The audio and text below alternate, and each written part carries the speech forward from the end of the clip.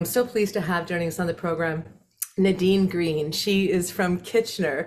Before I get to Tom Cooper, who our audience would know well on this issue, and Dan, who is also working very hard on the project here in Hamilton, can you just tell us how you got engaged with a tiny shelter community? Because your story is fascinating, and as I understand it, you got a standing ovation from 800 people in Kitchener-Waterloo recently because of what you've done.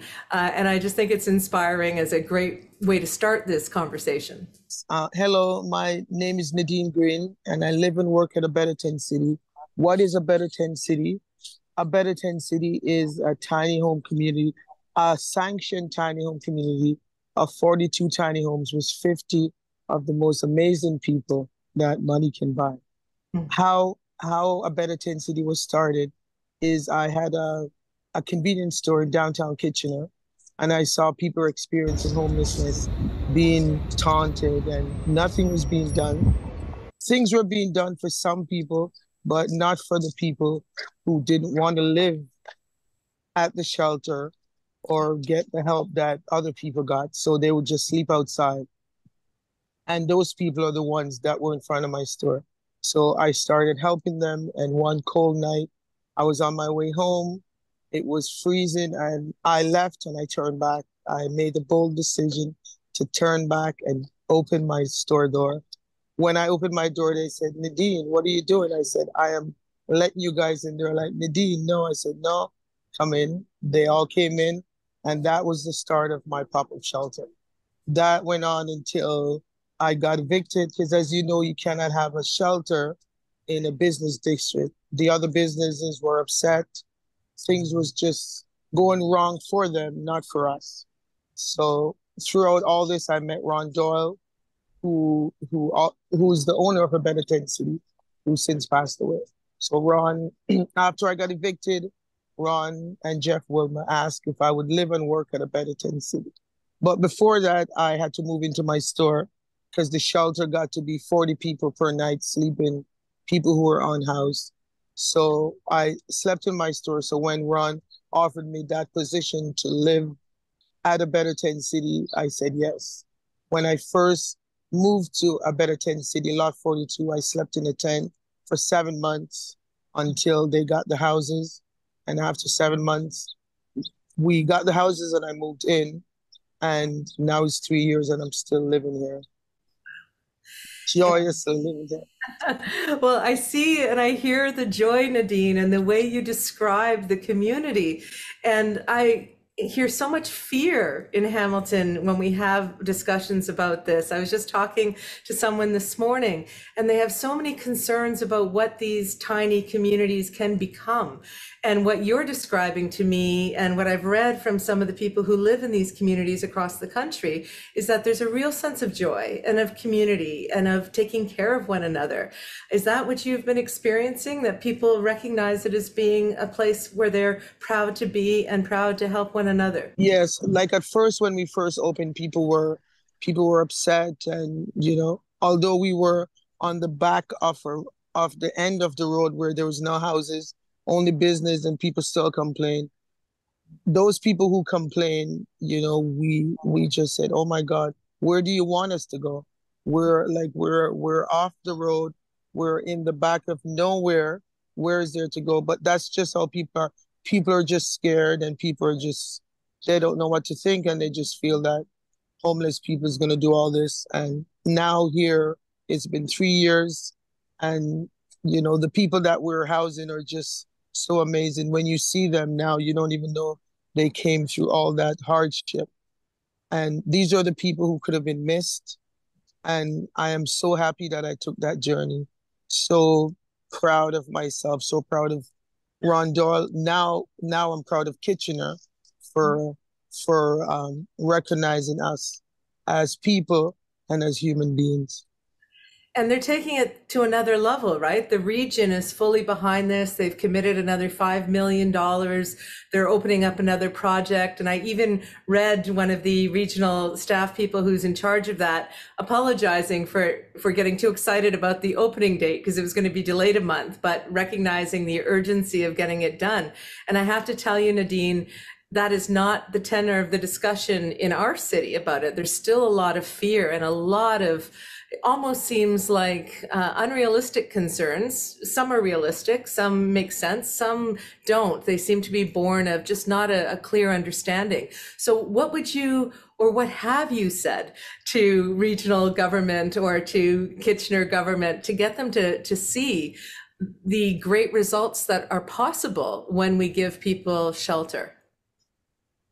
So what we did here at a Better Tent City, we didn't tell them, we just show them. So what I think the path should do is show them, because if you tell people, they're not going to listen. Just show them how we are, and that's what we did. We didn't ask permission, we just did it. So now we tell them how we did it and why, but we just did it, and I think that's what Hamilton should do. Just do it. I told Dan all the time, just do it, or I'll come down there and do it for him. Oh yeah, I was going to say Help my people. we might need to bring you in, Nadine. Well, Dan did an excellent open house this past weekend, and Tom has gone before council numerous times and done this program. And we know that our city councilor watches these interviews. We've heard from them directly. I've had many conversations with them. And so after asking permission so many times and going through all these hurdles with the city, even with the money that was just announced this weekend and all the support and momentum in our community, let me go to you here on this, Dan.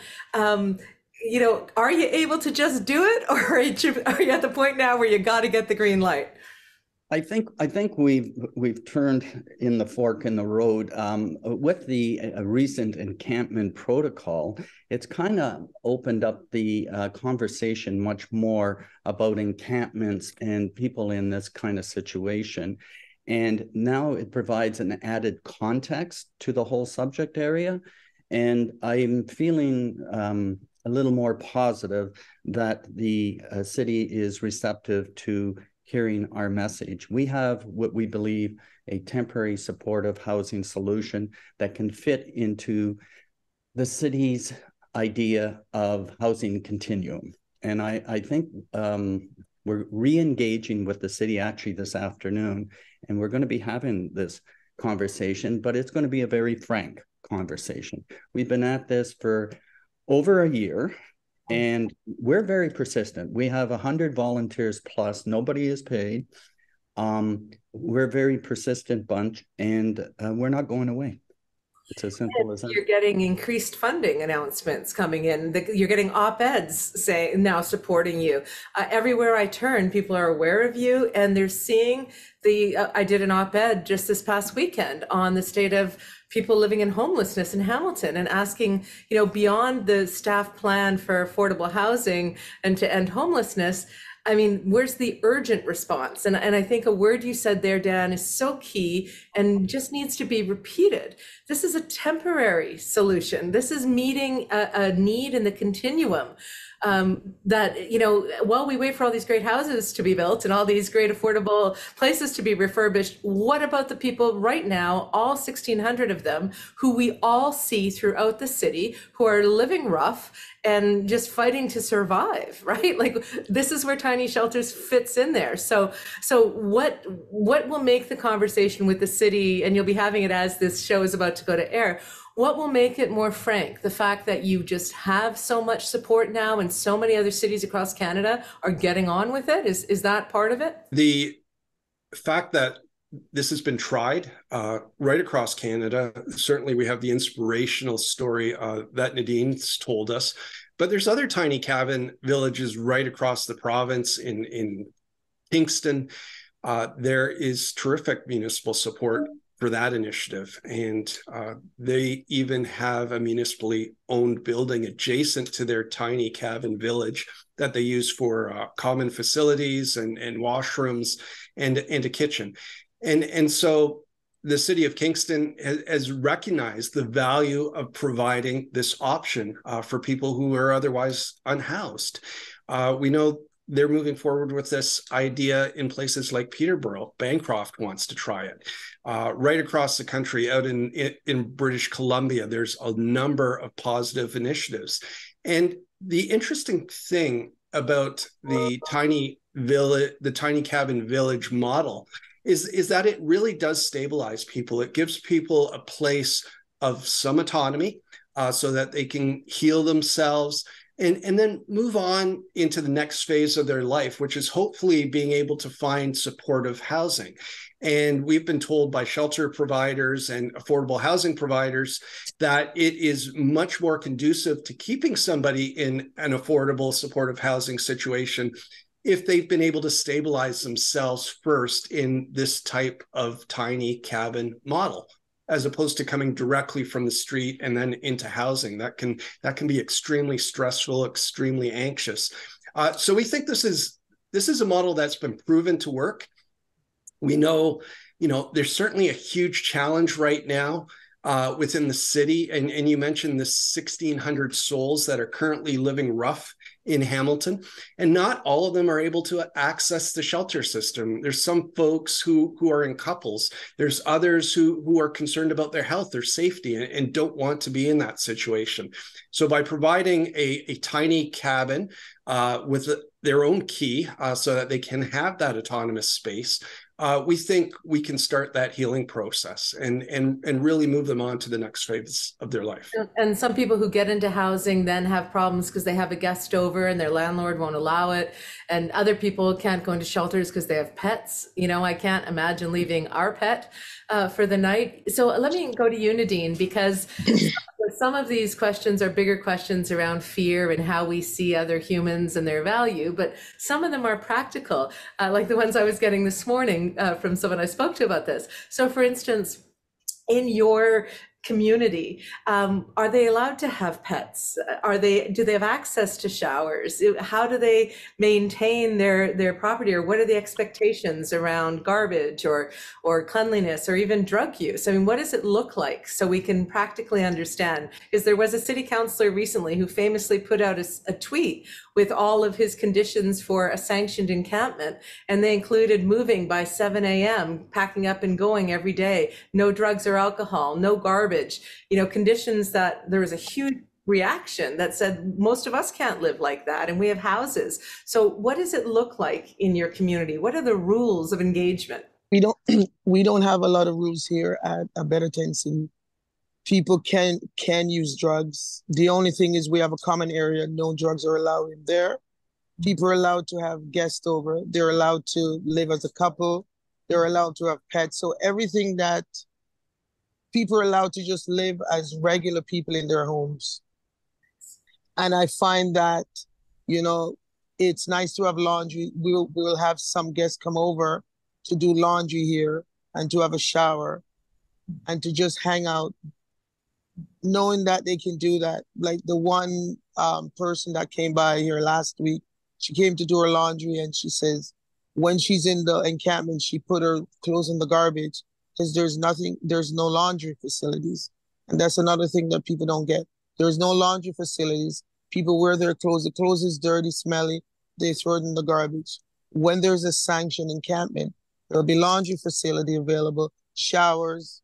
It's nice to have a shower. It's nice to have clean clothes. It's nice to have a friend over on the weekend. It's nice to live with your partner. It's nice to have your pets. So all of that we think about and we do at a Bednis City.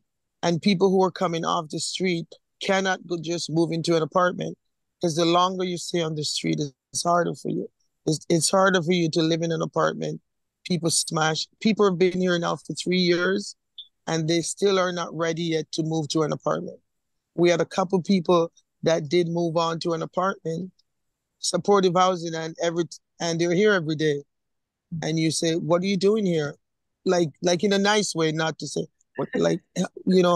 don't you have an apartment? And they're like, yes, but we miss it here.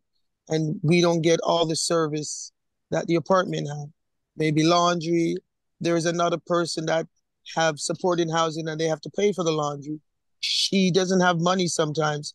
After her check comes and she pays her bills, buy food that may be her addiction, she has no money for laundry. So she'll come here to do some laundry. So there's so many things involved, and we just try to make sure that people get what they need and get to be happy. So let me push on 2 points, Nadine, because I always like to try to, my background is public relations, so I like to try to see what the obstacles are and work through them, right, up front. So 2 things there that I'm hearing from you. One is that people might not want to leave. And I think there's a concern that these things might become permanent because people don't want to leave the community they've found, even if housing does become available. So I'd like you to kind of address that with me, if you could, a little bit. How do you transition people through this to keep it a truly temporary solution if they're finding such a sense of bonding? So how do you get people to move on is when you make make the next step, you still make it with not a lot of rules. Because if you do that, then they'll leave. So you make it still be open, and maybe not to make the building a little bit too high, because sometimes people who were experiencing homelessness, they don't like high rise. They don't like balconies, stuff gets scary. So just make it so people can be happy at home so they don't have to leave. And another question that I have for you is, because you let people live like adults, right? And have people over and drink what they want or take what they need without judgment, how does it not become sort of big and chaotic, like an all night? Because we often hear critics of encampments say, oh, it's like a big party in the park, all night drug use and bonfires and everyone having a great time. So how have you managed to have this place running for 3 years where you're giving people autonomy and the city wants to build more of them? The region wants to build more. How have you found that balance? I don't know, like the people that are here, I think is because of the journey from the store to here. Maybe that's why maybe people are calmer here, and they should just know that they're loved and they're not judged. Maybe that's why. I don't know why our place is different, but I think it's the journey that we've gone through. Maybe that's why. Tom, one of the questions, or maybe Dan, you want to answer this. One of the questions that people give is, how do you get selected, right? So what is the journey that gets you one of these shelters? And also, I need to ask this because I get this pushback a lot. Is there some sort of a religious agenda or some sort of an agenda that's driving this, other than the kind of grace and humanity that we're hearing Nadine express? Like what will people be told or experience when they're in the tiny shelters or the tiny cabins? Yeah, I can take the last part first, Laura, and maybe Dan could talk about the selection process. Yeah, although there are certainly faith groups supporting this initiative out of really seeing the value in this type of model, there is absolutely no religious agenda associated with it. It's Dan, myself, another community member, Julia Kolick, are on the board of directors of it, and we have no official religious affiliations that we bring into this project, certainly. And it's really been a community initiative, and we've seen a groundswell of people from right across the community really seeing the value in this type of program to get people off the street and into a safer situation. And that's really all it's about, is stabilizing people's lives, making sure they're warm in the winter, cool in the summer, and ensuring that they can heal and then move on to the next phase of their life. And that's a key part, right? Is having social services and wraparound supports and mental health supports, be able to find them. I know I was listening to a documentary on a group in Miami, I believe it's in Miami, where they have a bus that goes into high-risk mental health neighborhoods so that people don't call the police and then have some sort of escalation. And they try to just give hope and care where it's needed. I mean, it's a Hamilton problem, mental illness and homelessness, but it's not only a Hamilton problem, which is what I said in my op-ed this weekend. Everyone is looking for ways to deal with this. So Dan, how do you select whose journey gets one of these tiny cabins? Well, first and foremost, Tom and I are not the experts in helping individuals like this. We have a very strong leadership team of 24, individuals, many of whom deal on a daily basis with individuals who are homeless. And so they are the ones with the knowledge, the expertise. We don't claim to have that.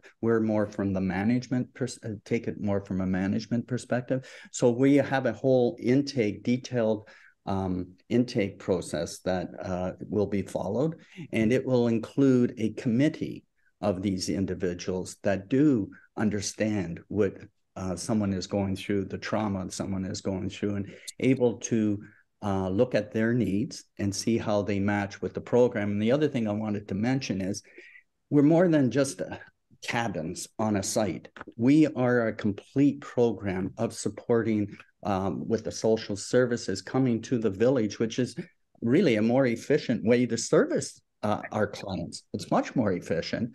And they love it. The social workers love the model, and so do the village members. So it all works as a program. It's more than a house; it's a home, and it's all those social. And it also makes financial sense, right? For all the fiscal conservatives who watch the Oshow, understand that if a person who is in crisis goes to the emergency room, the costs are massive to the healthcare system. It is the most inefficient way to deal with some of these complex needs. And so having people supported, loved, not judged, and access to them and the wraparound services, I mean, all we have to do is take a moment to reflect on how we would get through all the things happening in our lives if we didn't have shelter and access to that kind of care and support. I mean, I can't imagine functioning. And so, you know, it boggles my mind that we're still having to make this case in this city. But I just want to ask a last question of each of you, and then I'll let you go and let people really reflect on everything that we're hearing here. Can I just go to you, Nadine?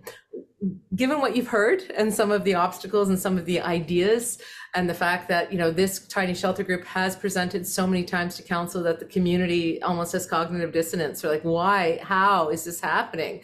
Everyone wants this. We see people suffering everywhere. We just want to help them like you helped the people outside of your store. We're in Canada, it's cold. How can we not bring people into shelter? So Nadine, what is sort of one piece of advice, maybe for not just, you know, Dan and Tom to just do it, but for the bigger community to understand it? Do you have some words of wisdom maybe for our city council or for people in the community who are not quite understanding the opportunity here? Yes.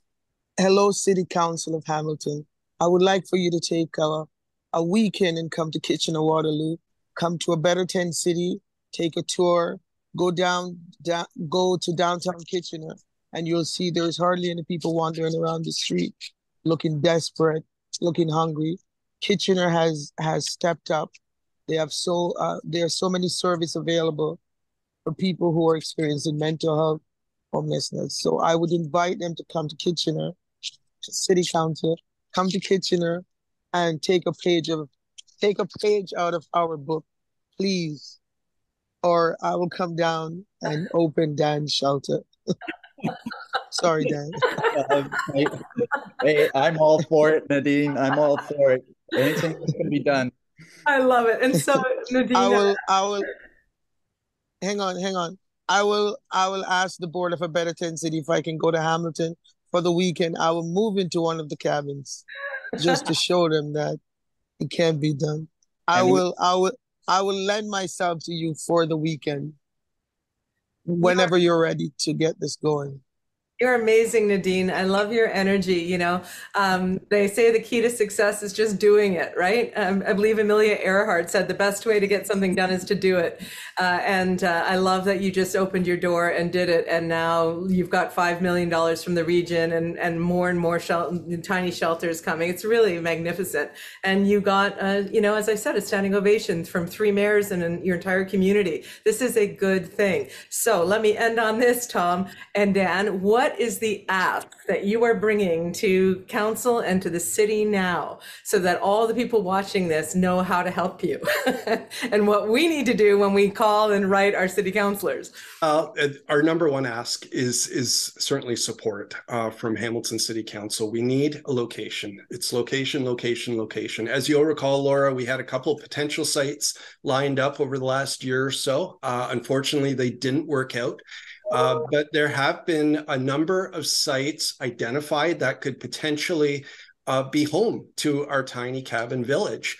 And we know the city owns a lot of property right across the community. There's dozens, if not hundreds, of parklands that are underused, that aren't close to neighborhoods. And we think one of those locations could be an opportunity to build this tiny cabin village and really begin that healing process for those residents.